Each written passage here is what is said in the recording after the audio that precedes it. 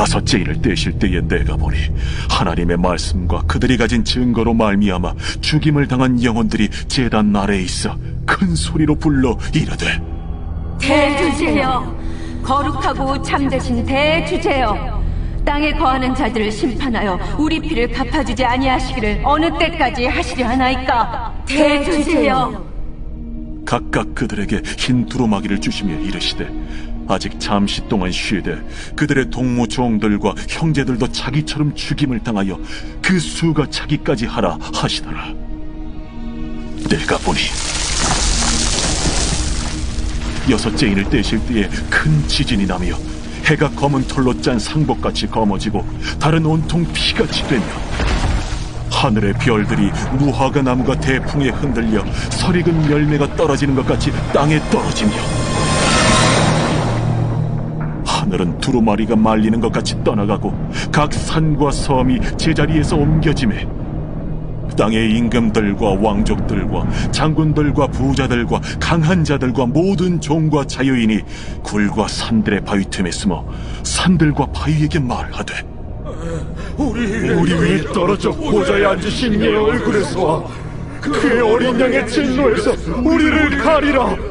그들의 진노의 큰 날이 이르렀으니 누가 능히 서리요.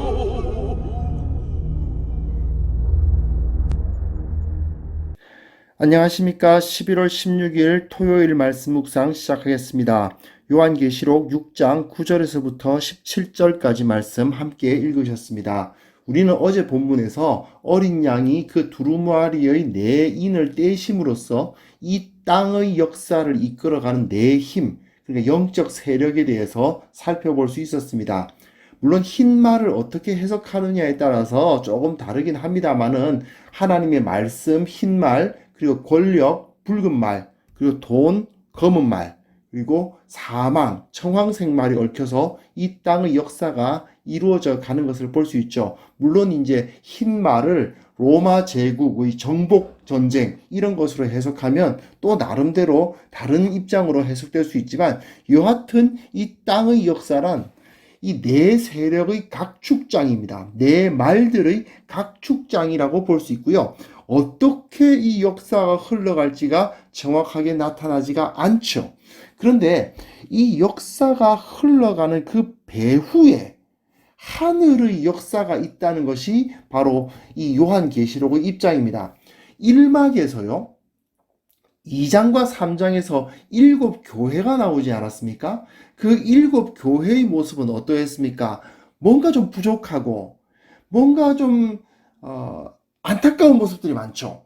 그런데 그 배후에 하늘의 성전이 있었죠. 2장과 3장에 7교회가 나오고 4장에 하늘의 성전이 나타나는 것을 보면서 이 땅의 교회가 성전이라고 칭해지기에는 약하고 부족하지만 하늘에 완전한 형태의 성전이 존재하고 있었다는 것을 보여주면서 이 교회는 비록 눈으로 볼 때 부족하나 이 위대한 성전이 그 배후에 있다는 것이 선포되었던 것과 마찬가지로 이 역사는, 이 세상의 역사는 내 말들의 각축장처럼 보이긴 하지만 하늘에는 그 역사를 진정으로 주도하는 힘, 사람의 눈으로는 잘 보이지 않을 수 있으나 실제로는 이 역사를 붙잡고 주도해가는 힘이 따로 존재한다는 것을 보여주는 것이죠. 바로 다섯째 인과 여섯째 인이 떨어지면서 그 사실이 여기서 선포되고 있는 겁니다.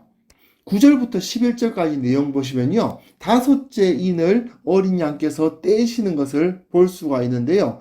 그 다섯째 인을 떼니까 제단 아래에 큰 소리로 불러 이르는 사람들의 목소리가 들립니다. 이들은 바로 순교자들입니다. 하나님의 말씀과 그들이 가진 증거로 말미암아 죽임을 당한 영혼들입니다. 그런데 이 순교자들이 대주제여, 즉 하나님께 부르짖고 있는 거예요. 저들을 왜 심판해 주지 않으십니까? 우리의 피를 갚아 주셔야 되지 않겠습니까? 라고 부르짖습니다. 그러자 하나님께서 각각 그들에게 흰 두루마기를 주시면서 잠시 동안 쉬어라. 너희 동무 종들과 형제들도 자기처럼 죽임을 당하여 그 수가 차기까지 하라. 그런 말씀을 주십니다. 하늘에는 이 순교자들이 제단 아래에 있는 겁니다. 제단 아래에 있다는 것을 보아서 이 순교라는 것은 곧 제물로 바쳐졌다는 의미라고 생각할 수 있습니다. 예수님께서 자신을 유월절 어린 양으로 제물로 드리셨지 않습니까? 이들 역시 하나님의 말씀을 지키고 그 증거로 말미암아 죽임을 당했으니까 역시 동일한 제물로서 하나님께 드려진 거죠. 근데 그들이 부르짖는 겁니다. 땅에 거하는 자들에게 심판을 하시라고, 그 피에 대한 보응을 해달라는 거죠. 즉 하나님의 심판날을 앞당겨 달라고 요청하고 있는 것입니다. 그러니까 하나님께서는 그들에게 아직이다, 아직은 그때가 안 됐으니 잠깐만 쉬어라 고 이야기하시면서 흰 두루마기를 주십니다. 이 두루마기라고 번역된 스톨레는요, 높은 지위에 있는 자들이 잔치나 만찬 때 자기의 높은 지위를 과시하기 위해 입는 옷이 바로 이 스톨레입니다.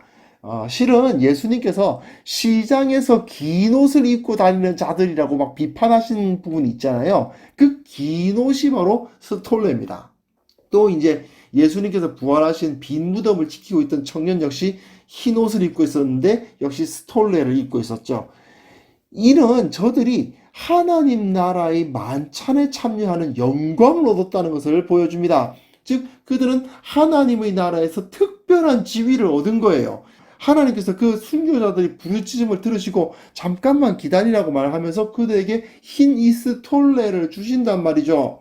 그러면서 아직까지 정족수가 안 찼어. 그 잔치 자리에 아직 다 도착하지 않았어. 이 땅을 다스릴 그 통치자들이 아직 다 안 모여서 그러니까 잠깐만 기다리면서 쉬고 계시오. 그렇게 말씀하시는 거죠.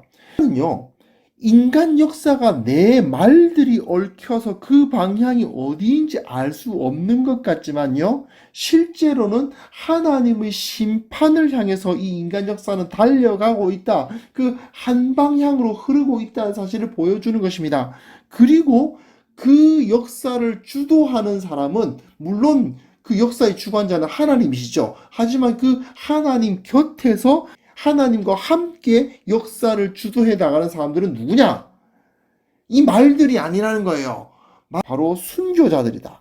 그들이 부르짖는 기도가 이 심판의 날을 앞당기는, 이 역사를 이끄는 힘이 되고 있다라는 걸 보여주는 거죠. 12절에서부터 14절까지 내용 보시면요, 이제 여섯째 인이 떼어지고 하나님의 심판이 이루어지는 것을 볼 수가 있습니다. 여기서 지진이 일어나는데요, 하나님께서 나타나실 때 지진이 일어나는 것은 구약 성경에서도 자주 나옵니다. 원래 요한계시록이 소아시아 7교회에게 보내진 편지의 형식 아닙니까? 소아시아 7교회는 이 지진하면 벌써 피부에 딱 와닿습니다. 이 지역 자체가 지진이 잦은 곳이거든요. 지금 터키가 지진이 상당히 잦은 곳이죠. 마지막 진노의 날을 떠올리게 할 때 지진만큼 깊이 와닿는 비유가 없습니다. 또한 이것들은 선지자들이 이미 그 예언 가운데에서 마지막 날에 어떤 일이 일어날지에 대해서 써놓은 것을 그대로 반영하고 있는 것이기도 합니다. 이사야서 29장 6절에 보시면 만군의 여호와께서 우레와 지진과 큰 소리와 회오리 바람과 폭풍과 맹렬한 불꽃으로 그들을 징벌하신다. 마찬가지로 이사야서 34장 4절, 하늘의 만상이 사라진다. 하늘, 달, 별이 만상이잖아요. 그게 사라지고 하늘이 두루마리같이 말린다. 여기서도 두루마리같이 말린다고 14절에 나와 있듯이 똑같은 표현들이 쓰고 있고요. 무화과 나무에 대한 언급도 나와 있죠. 15절에서부터 17절 내용 보시면 누구도 그 심판을 피할 수 없다는 것을 선언해요. 모든 사람들이 굴과 산들이 바위 틈에 숨어가지고 하나님의 진노를 피하려고 하는데, 여기서 특별히 임금들, 왕족들, 장군들, 부자들, 강한 자들이 먼저 언급되고 있습니다. 왜냐하면 어떤 재앙이 일어났을 때 제일 그 재앙을 잘 피할 것 같은 사람들, 다른 사람들은 다 죽어도 이 사람들은 안 죽을 것 같은 사람들이 바로 이 사람들이잖아요. 임금, 왕족, 장군, 부자, 강한 자들이 제일 오랫동안 살아남을 것 같은 사람들 아닙니까? 그런데 이 사람들조차도 하나님의 심판은 못 피한다 이 말입니다. 물론 이건 사회적인 약자들은 이런 심판 안 받는다는 뜻은 아닙니다. 모든 종과 자유인, 노예와 일반 평민들 역시 심판을 피할 수는 없습니다. 다만 여기서 강자들이 먼저 언급된 이유는 누가 능히 서리요? 이 말을 선언하기 위한 표현입니다. 즉 하나님의 심판이 모든 사람에게 이루어질 것이다 라고 선포되고 있는 거죠. 그런데 월요일 본문 보시면 잠깐 하고 이 심판이 막아지는 모습이 나올 겁니다. 그건 다음 월요일 날 다시 한번 묵상해 보도록 합시다. 역사는 보통 왕, 장군, 부자들, 즉 인간적 영웅을 중심으로 서술되는 경향이 있죠. 실제로 사람들은 그들에 의해서 인간 역사가 흘러가고 있다고 여깁니다. 그러나 요한계시록은 전혀 다른 역사를 이끌어가고 있는 영웅들을 제시하고 있습니다. 바로 순교자들입니다. 그들이야말로 하나님을 움직이고 세상의 역사를 이끌어가는 역할을 한다 이겁니다. 물론 순교를 당해야만 하나님께 쓰임을 받는다는 건 아닙니다. 모든 믿는 자들이 하나님께 쓰임을 받죠. 이들이 이제 흰 두루마기 스톨레를 받았다고 하는데 사실은 실장에 가시면요, 그 스톨레는 모든 구원받은 백성들이 다 입어요. 그걸 보면 이거 뭔가 하나님의 나라에서 순교자들이 되게 높은 줄 알았더니 옷은 똑같이 입네 싶을 수도 있는데, 그러나 이 요한계시록의 기록을 따르자면 순교자들이야말로 하나님 앞에 부르짖을 수 있는 영웅이고 고위층인 셈입니다. 이건 그들이 그런 고위층이 되고 우리는 고위층이 안 된다 그런 뜻이라기보다는 우리의 그 가치관을 바로 세우라는 얘기죠. 사람들로부터 존경을 받는 사람들이 그 모습을 보면 그 시대의 가치관이 나오지 않습니까? 어떤 경우에는 전쟁 영웅이 존경을 받기도 하고 어떤 경우에는 탁월한 연예인이 존경을 받기도 해요. 최근에는 제가 볼 땐 역시 부자들, 수십조, 수백조를 갖고 있는 그 부자들이 존경의 대상이 되고 있는 것을 볼 때, 아하, 이 세상의 가치관은 어디에 있구나 하는 것이 보이죠. 그런데 하나님 나라에 속한 자들에게는 누가 영웅인가 이겁니다. 하나님의 말씀을 증거하다가 죽임을 당한 순교자들이야말로 최고의 영웅이고 존경의 대상이 된다는 거죠. 하나님께서 그들을 곁에 두시고 그들의 부르짖음을 듣고 계시고 그들의 말을 듣고 이 세상의 역사를 이끌어 나가고 계신다라는 것입니다. 즉, 이 세상에서 너희가 가장 가치 있게 생각해야 할 것이 무엇이냐라는 것을 보여주고 있는 셈입니다. 우리의 가치관이 혹시 권력에 있는가, 붉은 말에 있는가, 돈에 있는가, 검은 말에 있는가 한번 생각해 볼 필요가 있습니다. 우리의 가치관이 진정으로 재정립되기 위해서라도 우리는 이 역사를 이끌어 나가는 영웅들이 왕, 장군, 부자, 지식인들이 아니라 주의 말씀에 붙들려 그 말씀에 순종함으로써 자기 삶을 하나님 앞에 거룩한 제물로 드린 자들, 그 사람들이야말로 우리가 가장 존경하고 가장 찬사를 보내야 할 자들이다. 그것이 바로 가장 영광스러운 자리다라는 가치관을 가질 때 우리가 이 세상 가운데서 무엇이 중요하고 무엇이 중요하지 않은가를 명확하게 알 수 있을 것이라고 생각합니다.